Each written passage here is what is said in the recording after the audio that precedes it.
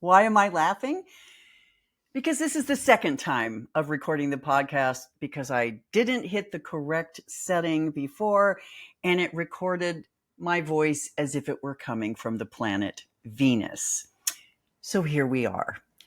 Good morning. My name is Lianne Bremer.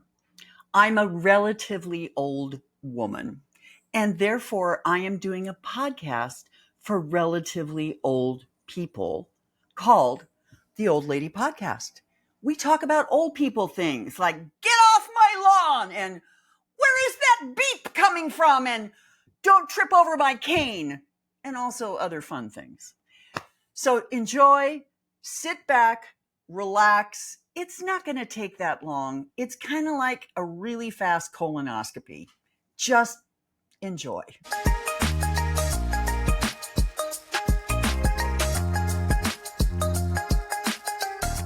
We are a Dodger home, and we are thrilled that they won. Although, truth be told, the Blue Jays could have won, and I really wouldn't have been that mad about it because Canada, right? So why are we such a Dodger family? Let me take you back. My paternal grandparents their parents originated in Scandinavia, and they ended up in Brooklyn, New York, where my grandmother and grandfather met and married. And while they lived in Brooklyn, they loved the Dodgers. They fell in love with the Dodgers. They went to Dodger games. Everything was Dodgers, Dodgers, Dodgers. And not coincidentally, when the Dodgers moved to California, to Los Angeles, so did my paternal grandparents. My dad was born in Glendale, California. My parents, my mom and dad, they enjoyed the Dodgers. They weren't crazy fans, but they watched what am I saying? Vin Scully was the voice of our home. I mean, Vin Scully was always calling the game somewhere, right? But the Dodger bug didn't hit full on until my sister discovered baseball. My sister went all in, as she did with most things. People who know Carolyn know that if Carolyn got a thing, she went all in. And so baseball was kind of that way. When Carolyn was doing her undergraduate studies at Cal Arts, the Dodgers had some kind of contest where you had to write an essay, and if you won, you got to go out on the Dodger field during a game and take photos, et cetera, et cetera. Well, Carolyn won.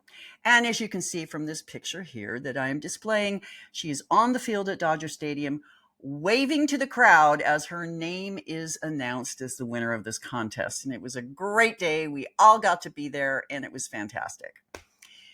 And then there was this World Series. Yeah, wow, what a game. We don't have the ability to watch the game. We don't subscribe to Fox Sports or anything like that. So Sam and Julie, we were in Vegas this weekend, which is another story I'll get into. And so I was home with the grandkids and my younger daughter, and Sam and Julia had gone out and they were sitting in a bar watching the game, and they're texting me, oh my gosh, we'll be home when the game is over. And then it was the 10th inning. We'll be home when the game's over. And then they left in the middle of the 11th inning. So they didn't even know that the Dodgers won. And the only way I could get scores was on my phone with Google, and I'm refreshing it like this over and over. It was very tense, but they did it. So we're grateful that the Dodgers won. The Blue Jays, fantastic team. Wow. And go. Take me out to the ball game, take me out with the crowd, buy me some peanuts and cracker jack. I don't care if I never get back, and it's root for the Dodgers. If they don't win, it's a shame, for it's 1, 2, 3 strikes, you're out at the old ball game. We're going to talk about some old lady things. I had a conversation with my bestie yesterday. Boy, my hair gets weird when I put a hat on. I had a conversation with the bestie yesterday, and I said, how are you doing? She said, I don't know. And I said, that is exactly how I feel. In fact, let me try to put it into words. I feel itchy and uncomfortable and restless and agitated and a little bit cranky and like I don't know what I'm doing. And she said, wow, you just put it all into words. I said, but I don't know why. And she said, honey, you're plugged into the collective unconscious just like the rest of us. And that's what it's like out there. So if you're feeling all those things, you're not alone. You're not weird. It's a really strange time right now. I had a weird thought. This was not in the original recording that didn't work. So you're going to get bonus content now. I had a thought the other day.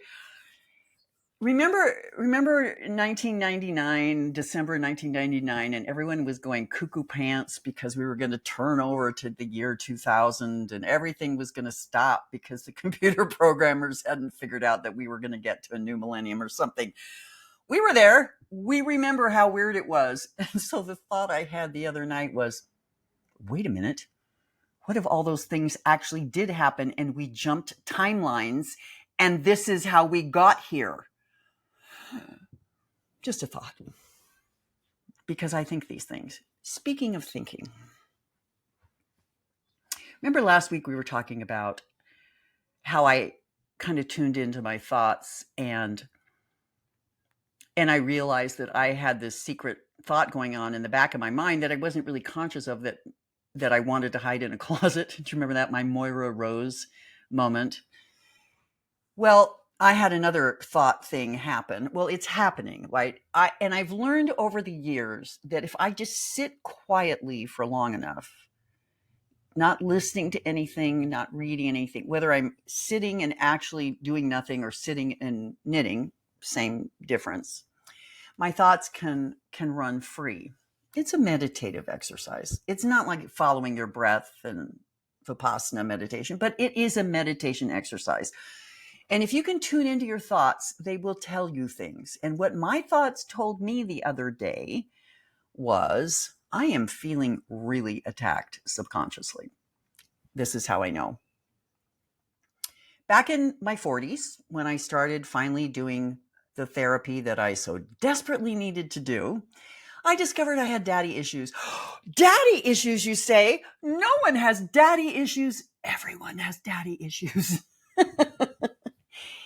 And I realized as I was working through these, in concert with my dad, because he was such a great sport and totally did this with me. And by the way, we worked through everything. But one of the ways my daddy issues would kind of come up in my mind is that I would hear a male voice in my mind telling me I was doing something wrong, even though I wasn't. And that's a pretty typical kind of male response that I got as a child from my father, right? I would get in trouble for something that I hadn't done. And obviously that scarred me very deeply, because when I'm in a weird place, that's where my thoughts go. So I have this male voice in my head, and it can be any man I know or am close to. And it's not about that person, just to be really clear. It's just a representative of male authority in my head. And so yesterday when I was knitting, I tuned into the fact that that man's voice that's telling me I'm doing things wrong when I'm not is very much present in my subconscious. And yeah, I need to look at that, and I need to figure out why I'm in that place. I mean, it doesn't take a rocket scientist to figure out what the collective is feeling, but why am I having this experience? So thoughts are important, which brings me to my main mechanism for thinking, which is knitting. And I think I have officially knit my favorite sock I've ever knit in my entire life. Ta-da! So this sock, first of all, it's that cashmere yarn that's so soft and woofy. And this is for Julia. Julia knows about this. These are her Christmas socks.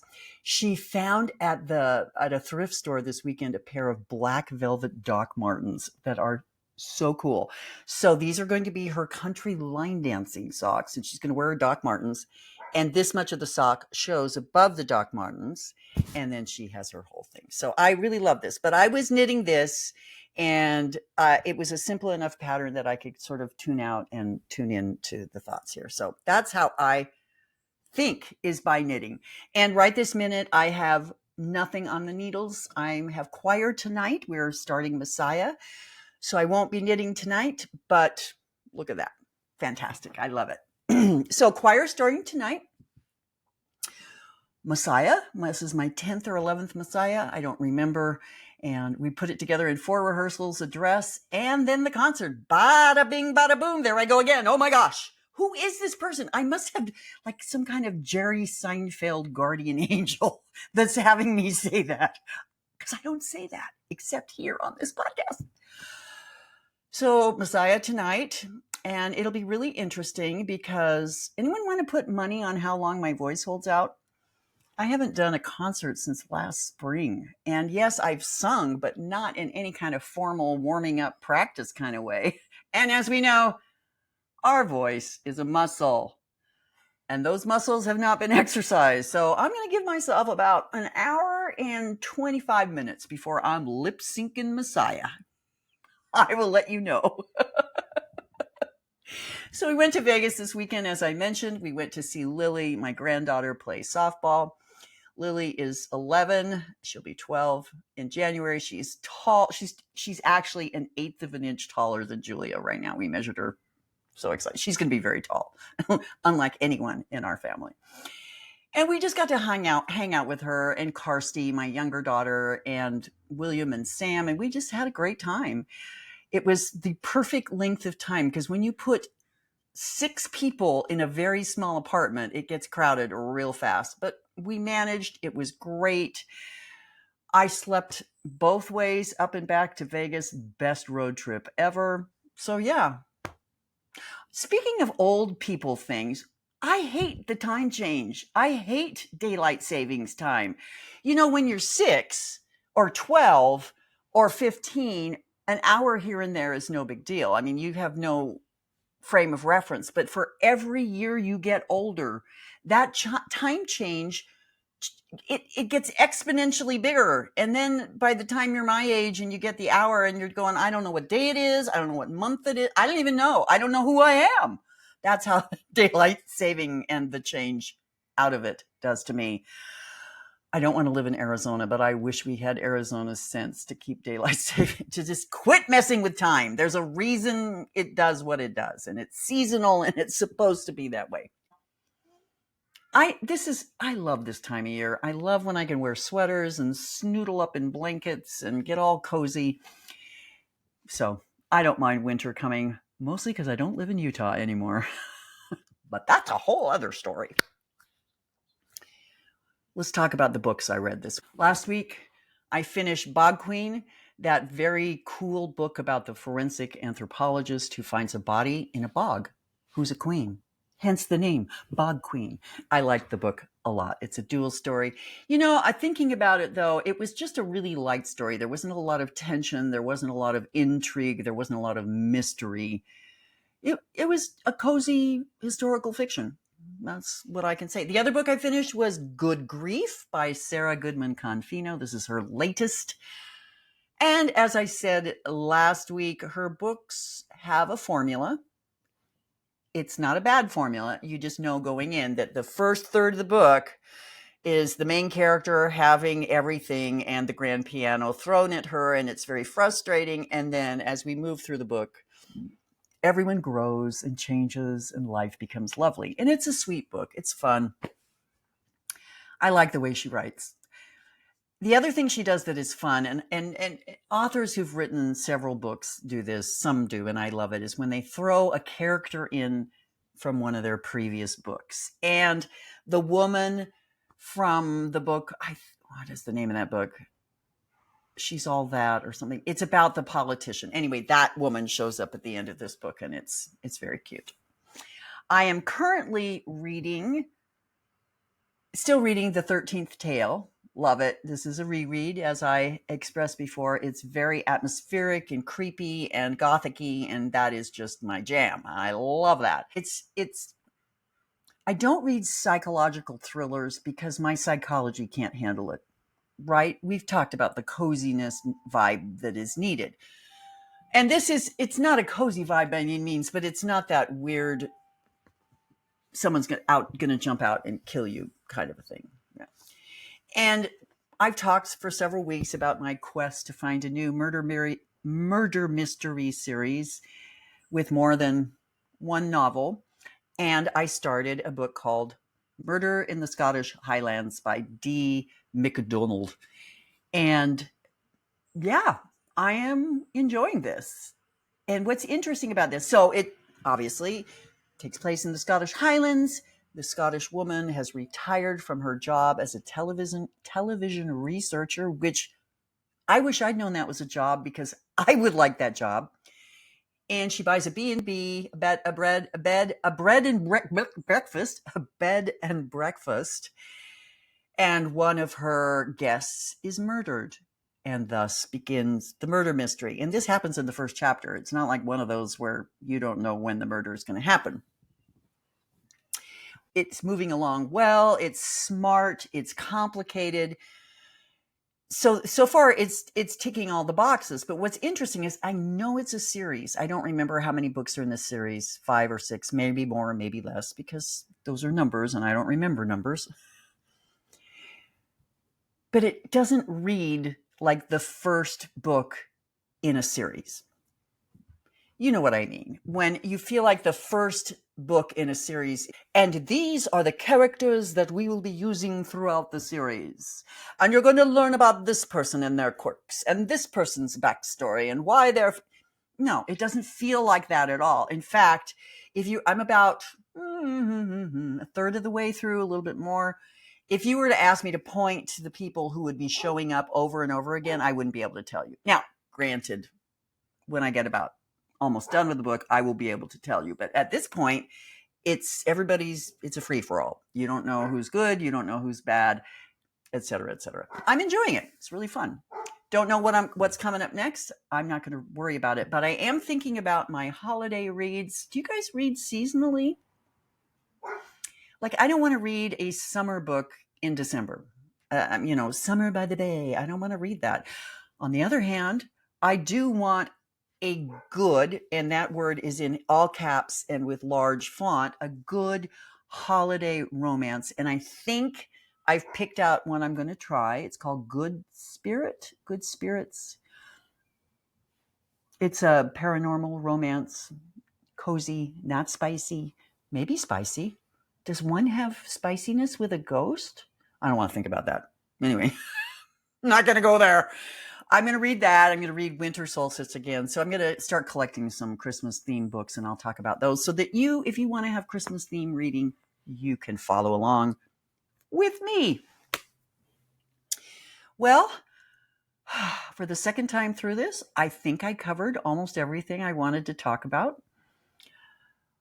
I hope that you find some real solid grounding and peace in your life at this point.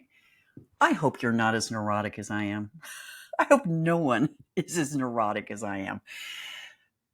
And maybe neuroses isn't quite the right way of putting it, but I'm really tapped into whatever is going on out there. And maybe I need to do a little bit more of this, get my tin foil out and construct myself a little beret out of that. Maybe that'll make me feel better. But for each of you, my prayer is that you find peace and joy and safety in your lives, that you can feel like you have a place to come home to where you can be wholly and completely yourself.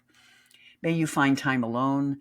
May you find time with those whom you love. And may all things go well for you this week and for all of us. Talk to you next time.